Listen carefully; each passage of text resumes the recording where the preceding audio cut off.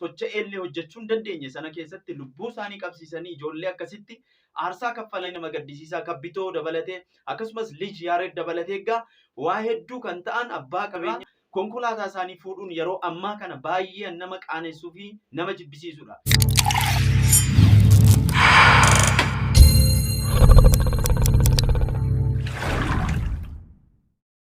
Yoyya harka fuune kabajamtootaa fi hordoftoota chaanaalii Burqaa Entertainment nageenyi koo badhaadhaa bakkuma jirtanitti isin dhaqqabachaa kun chaanaalii Burqaa Entertainmentdha. Warreen chaanaalii kana haaraa taatan subscribe, like, share gochuun akka nu jajjabeessitan isiniin jechaarra guyyaa har'aa kana dubbii jabduu viidiyoo Lij Yaared dhiyeesse isiniif qabadheen isiniif dhiyaadheera.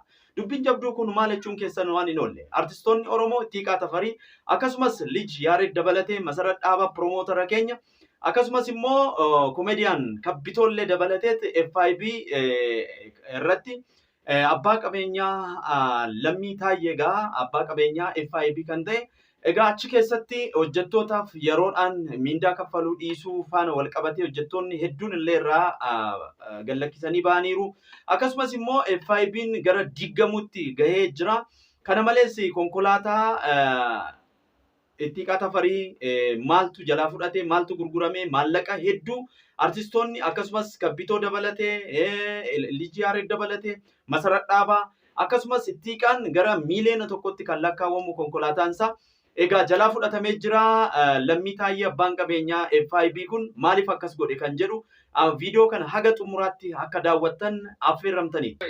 Uummata Oromoo akkam jirtu nagaa keessanii waan tokko dubbachuun barbaada waa'ee Xiiqaa Tafarii wajjin wal qabsiisee har'a nama baay'ee maxxansaa jira waa'ee Lammii Taayyee kan FIB. Namichi maalidha hunda isaa nam beekaa achitti isaas maal isaan wajjin illee namichi wallolee jira kaata wallolee Xiiqaa faanas kabbitoo faanas Masarat faanas dura ana faana dhimma isaa maal ture sagantaa hogguu televezyiinii jalqabu nu waamee nu gaafatee akkana akka hojjettaniin barbaadaa jedhee ofumaaf nu waamee dandeettii kee nanaa manaa maal jedhee nama gaarii isaa argee achi keessatti achiin booddee sirriitti seetaappii isaa qopheessee hoddoon itti dhiyeessu qopheessee maal godhee tananii nan beekaan hoggoo sana maallaqa dumbullollee naan gargaaree namichi ani garuu hojjedhee isiniif agarsiisee beeku waan takka illee garuu sanarratti hojjechuuf ka'ee ture sirriitti jechuudha. Maaliif miidiyaa kan qaroomeedhaa akka sana miti naanna jedhee bakka itti amantaa jechuun hawwii flash kannoo jirti turte ishitu achi nageessee lammiin si barbaada naan jettee achiin booddee deemee tananii wannoon jedhee namichi na dubbisee miidiyoonni baay'ee uummanni qaroomee jira. Artii haaraa hogguu fudhadheen deemu uummata keenyaa kanan beeku naamna jedhaa isatu hin beeku isaan hin beekan hojii kan isaan hojjechaa jiranii hin beekani uummata tuffatu inni bakka inni faana kuffisaa naamin kuni bakka akka addunyaa naamna jedhee achinaanii waa hedduu baasee tananii gargaarsa isaa maleeti waanuma kiisii koo keessa jiru fiteen hojjedheeni achiin booddee bakka itti fufuuf ture. Waltajjiillee hojjedhee fi kaffaltii tokkollee naan kennine namichi maal jedhaa bakka saaksii baay'isaa boruu akkas qabnaa abdii qabnaa manaa inni qotee bulaa gowwoomsee maal ani garuu hojii tokko hojjedhee tananii nan dhaabe maaliif isti maal hojjettee borummoo maal hojjettaa waan boru hojjettu immoo laaluu barbaanna kan hojjedhu ammaaf naan jedhe toleen jedheeni akka mukaraa laaluu barbaade indee aanaa mukaraa laalaanii koo akka Itoophiyaan beekama ani isaan dhufee malee jarri jechuudha habashoonni harka godhuun gatanii nu hojjisiisu. Namichi bakka kanarratti si ilaallee achiin booddee ani nama aartii jalqabaa kan hojjetu miti jechuun koo ani wajjin illee namichi dhimma qaba. Wannoo teekstiidhaan barreesseen ture handoom jalqaba hogguu hojjetamu achitti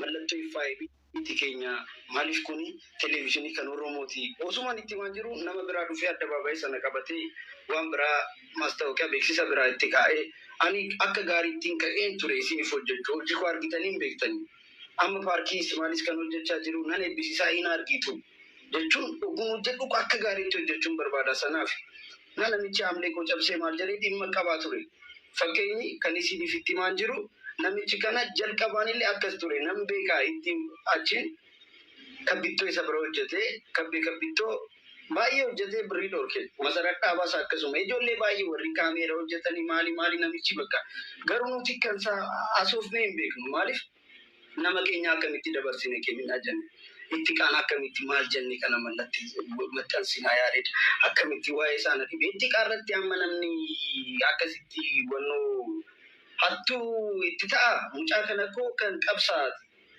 isayyuu gana itti kaa sodaachisuu barbaada itti kaa tafarii hiriyaa koo qofa miti obboleessa kooti baay'ee wal jaalannaa namni kan natti amanu isa tokko itti kaa tafariiti sirriitti dandeetti koo natti amana sirriitti sana amana ammallee bu'aalii birraa reedoo adeemnu email kee qofa naa ergi jedhee gara 7,000 isatu tikeettii muree achiin naa erge tekstiidhaan maali itti kaa bakka siif mureen jira tikeettii hin deemnaa boru maaliif kisi kee keessa baastee nuuf ta'e itti kaanii muruu bannaati mana yaaree dhoofaan isii dhukeen jira obboleessa kooti hiriyaa koo qofa miti nama gaariidha inni afaan baaseellee akkas dubbachuu hin danda'u sanaaf callise yeroo baay'eetiin garuu namichi kana waa'ee isaa yoo wannoo jenne Oromoo waan ta'eef waan baay'ee dhoksineef garuu ijoollee miidhe Oromoon manatti miidhamaa callisee jechuudha waan biraa isarraa barbaannee miti waan biraa maal miti itti qaadhaaf amma makiinaa hin gurgureef makiinaa kan inni gurgureef makiinaa kan rakkoo qabutti makiinaan isaa qaaxaa baay'ee qaba itti qaan immoo yeroo sana kan qabu isaaf laatee makiinaa kana fudhate achiin booddee guyyaa sanallee naa bilbilee ture achi tiraafikoonni maali makiinaa isaa rakkoo waan qabuuf itti karaa irratti dhaabsisanii amma itti qaadhaaf maal itti fakkaata mucaan qabsoo irra jira sira durallee jechuun nama hedduutu isa wannoo hin jedhu mucaan fakkeessus hin beeku maalis hin beeku dhiira goota itti kaa tafarii sirriitti jijjiirama guddaa kan fideedha nama kabajamaadha amma tiraafikoonni maalinni poolisoonni karaa irratti oguu dhaabsisanii mucaa sana waan biraatti fakkaate waan siyaasa wajjin wal qabatee itti fakkaate na karaa irratti dhaabsisanii makiinaa isaa irraa fudhatanii nama qaaneessisaa yeroon keenya Oromoon akkasii jennaa garuu itti qaan immoo namallee ol jedhee hin laalu hojiidhaan hojiisaa hojjetaa nama qaroomeedhaa mana isaallee taa'ee yuutuubii fa'aa maal fa'aa kompiitara fa'aa arreenjimentii fa'aa maal fa'aa of barsiisaa mucaa gaariidha baay'ee wal jaalannaa baay'ee hiriyaa koomiti obboleessa kooti itti kaa tafarii isa gowwoomse achitti engaddaasaa ture Dirreedawaatti namichi kun akkam godhe itti kaa waa'ee makiinaa jennaani cheekii barreessee naa kenneera cheekii sana immoo dura natti mee ture cheekii sana barreessee jiraa fi achiin itti kaa sababa itti kaatiin inni hidhame namichi achiin Jaamboo Jootee fi artisti Galaanaa Garoomsaa immoo jaarsummaa waa'ee isaa jaarsummaatiin qabatanii namichi bakka cheekii mallatteessee fi hin ba'e guyyaa kana nan kaffalaa jedhe achi namichi kana gara Keeniyaa ba'e daangaadhaan jechuudha. Itti kaa akkam ta'e jedhee gaafannaan deengadda namichi koo daangaadhaan ba'ee jiraan yaariin maal gochuu hin danda'a itti kaa immoo nama akkas jedhee dubbatu miti. Eessaa fidaa mucaan kun maallaqa kana miiliyoona 1 fi mana baase yeroo sana immoo makiinaan isaa gatii isaa akkasi isayyuu maallaquma sana deebisuuf ture maallaqa sanaan immoo amma itti kaa makiinaa bitachuu hin danda'u isiniif galee jira miti isayyuu maallaqni isaallee cheekii kan soba mallatteessee fi hin ba'e namichi daangaadhaan ijoollee baay'ee jiru kan beeku kan isa bira ba'anii jechuudha anillee feesbuukiidhaan sirriitti arrabseen jira durayyuu ani sababa kootiin arrabseen ture yaariin kun sirri peejii keetiin aan jedhe afaan Amaariffaatiin wal barreessine amma isa yoo maxxanse jarri baay'ee waan hordoftuuf icciti koo ilaalti yaariin Oromoo bira deemee akkasitti miidhame akka jedhaniin barbaadu sanaaf jedhee teekstii keenyaa waliin bakka barreesse poostii hin godhu yoo poostii godhe bakka jarri hin gammadu Oromoo biras deemtee Oromoo akkasitti si achi barabbaree sitti taphatee naan jedhu isaan akkanatu karaa bana waan hedduutiif jechuudha. Naa bakka ani homaa gochuu hin danda'u isiniif maxxansuu hin danda'u malee namichi sanaatiif baay'ee wanni hin jedhin ture. Kan beeksisanii tokkoffaani ana FIB jechuun kan continuous yeroo torbaanitti sagantaa qopheessee kan waggaa tokko qopheessee torbaanitti hojjechuuf maal jedhee waan hedduu bakka jechuun nan beekaa Oromoo biratti ani galii baay'ee argachaa hin jiru garuu waan qabu fayyadamee isiniif hojjechuu jedhee tanani waan gaarii bakka chaanaalii Oromiyaa maaliif amma fakkeenyaa fi abbaa barbaadanii waan hojjedhu isaaniif hin galu miidiyaa hunda isaanii. Okey, isa kana isaaf galee jira jedhee tanani aartii waan uummata jaalatu baree jira. Waan uummata barbaadu beekee jira. Maaliif uummata isin uummata isin waan hedduu qaroomtanitti. Warri miidiyaarra jiranii maal jiranii warri ol ta'anii waan baay'ee beekanii jechuun waan isaan beekaniif waan amma yeroon kan qaroominaati. Feesbuukii koo kanaaf 800 fi 31 qaba miliyoona galuuf xiqqootu hafi. Maaliif namni akka na barbaadu hojii koo akka jaalatu nan beeka. Maaliif hordoftoonni baay'een qaba. Waan nama jaalatamaa ta'ee fi namni hojii koo waan jaalatuufi.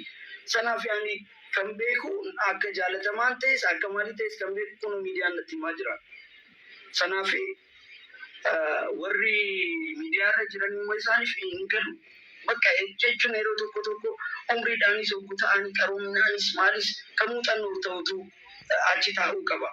Ani immoo namichi bakka muuxannoo isaa qaba bakka uummata Oromiyaa dargaggoota manaan bakka waan gaarii hojjechuuf jedhee hamleedhaan ka'ee baakgiraawundii koo maali koo sirriitti waan qabu baasee tanan jalqabe. Achiin booddee namichi maaliif isaafni konaan keenyatu jennaan kamiinaan jedhe. Kan itti si hojjedhe sobuu barbaadaan jedheen. Achiin booddee haati callistee miidiyaa bantee malee sammuun qabdu jedhee namichi sanaaf tishu. Yaaree siif kaffalanii na arrabsaa jirtaanaan jedhe. Ani kaffalee siin arrabsaan jedheen bilbileef illee hin tureen. Namichi maallaqa soobduu amala Oromoo kan hin qabne isayyuu ati amala Oromoo hin qabdu naan jedha. Isatu natti himaa daanii saba kootiif nan du'aa lubbuu koo kenna. Ana akkasaa nama qotee bulaa saamu nama itti qaafaa nama kabajamaa saamu miti. Haadharaa. Ana akkanatti Oromoo arrabsiisa. Amma itti qaarratti adde mucaan koo maallaqa sanaa koo namichi kana birrii tokkollee hin gargaarre. Isuma kan qabullee haatee fudhatee deemu. Maal gochaa jira namichi kana? Amma achi Keeniyaa deeme. Warri Keeniyaa jirtanii amma artistoonni Oromoo tuqamee hunda keenyaa tuqee jira namichi. Akkamitti si dhisu? Akkamitti siif callisu? Salphattee jiraattaa malee namni si kabajuu hin jiru. Waan FIB miidiyaa qabduuf maqaa keenya balleessuuf manaamne eessatti si beekaa namni nu beekaa malee miidiyaa kee beekamaa malee kun namni si beekuu hin jiru. Of jecha isayyuu amma baqqaatii wannoo miidiyaa kan qabsoo bantee bakka uummata Oromoo mudii qabsootii saamuuf kaza mootummaa kana hin ta'u jettee manaaman bakka achiin manaamana jettee isa hundumtuu sirratti beeka. Jechuun mudii qabsootiin uummata kaatii jechuun qabsoo isaallee jijjiiruu qabda, araarsuu qabda, waan hedduu yaaluu qabda. Amma koo Wallaggaa keessatti namni kan du'aa jiru furmaata waan hin dhufneef borus nama du'a. Jajjabeessuun qabdu achi teesse. Nama jabaa yoo taate ati araarsuu qabda. Nama jabaa yoo taate ati waan hedduu yaaduu qabda. Sirumayyuu obboleessa koo haattee baqattee achiin ati bakka araadaa ta'uu keeti. Waan jaarsummaaf ta'ee si gadhiisee malee itti kaa bakka sirratti aaree ture hundumtu garuu Oromoo jaarsummaa beekaa, safuu beekaa jedhee siif dhiise. Achiin ati immoo daangaadhaan baqattee baate. Gurraa kee immoo akka nama maallaqa qabu, akka nama walloo nama itti qaasamtu ati nama tortoraa dharaa. Isayyuu of jajjaa. Isayyuu Jawaar faatu uffattee miidiyaa OMN nan kuffisaa miidiyaan gaariin jiru naan uummata kanatu kunoo siif himne eenyutu si dagaa kana booddee. Nuti koo Feesbuukii keenyaallee miidiyaa kee caalaa nama hordoftoota qaba. FIB su caalaa moo kan koo kan nama dhuunfaa FB isaa caalaa? Akka of hin jajinaa isin caalaa nuti humna qabna. Namni immoo kan nu hordofu baay'eedha, kan nu jaalatu baay'eedha. Amma kan haasaa jirru uummata keenyaa kana miidhamnee nu gargaaraa jechuuf miti. Itti kan sana aaree dubbatee kana na gargaaraa kana naaf godhaa jechuuf miti. Aaree natti hime mucaan naa bilbilee aaree namichi akkas naaf godhe akkatti natti taphatee jira. Ilaa akkas ani baay'een aaree bakka yaadaan ture. Maal goonaa jechuun bakka itti kaan immoo dhokatee deemaa namni nama ol jedhee ilaaluu miti nama kabaja qabuuti. Ana akkasa ittika guyyaa tokkootiin ana akkasa nama afur hojjechuu danda'a. Eessayyuu walitti dhufan amma inni ittikaa kan gowwoomse itti fakkaachuu danda'a. Garuu sababa jaarsummaatiin akka Oromoo araaramanii sanaaf jedhee dhiise. Kanaaf namichi kana oddoo deemeyyuu Oromummaa hin beeku uummata kun. Hin argitu sirriitti hin beektu.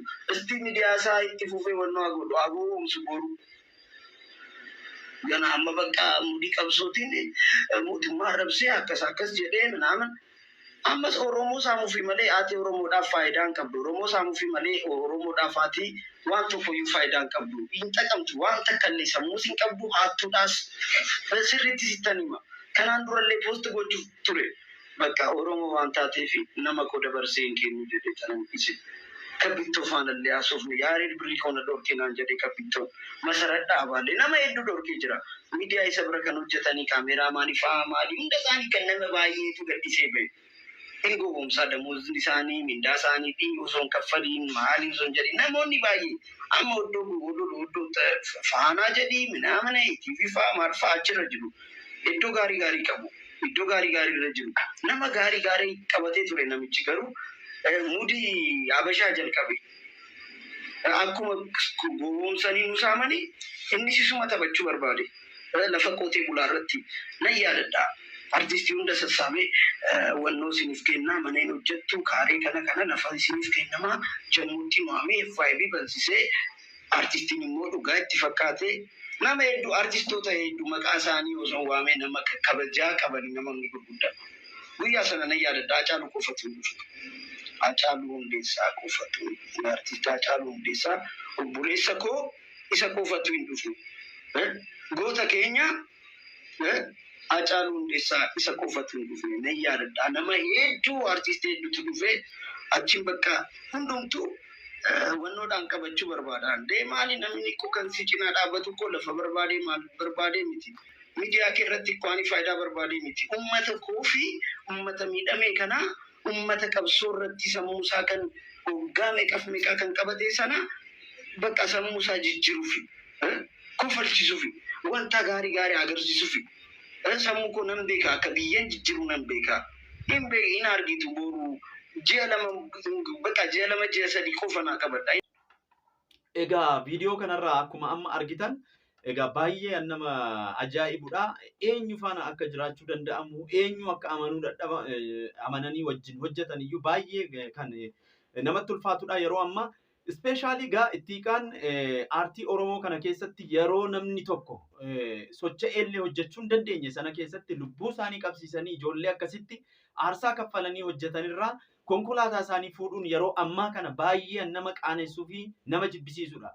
Kana malees immoo masaraa dhaabaas promootara keenya yeroo waqtii namni tokko socho'uu hin dandeenye sana baay'ee walitti hin beekan illee yeroo sana hojjettee aartii Oromoo kana keessa duuba deemtee beeksiftee sadarkaa kanarra geessistee har'a gatiin isaanii kana ta'uun isaanis baay'ee nama gaddisiisaa. Kabbitoo dabalatee akkasumas Lij Yaareed dabalatee egaa waa hedduu kan ta'an abbaa qabeenyaa FYB kan ta'e lammii taayyeetii maaliif akkas akka gochuu danda'e mee maal akka ta'e baay'ee natti ulfaatedha. Isinoo maal jettu laata?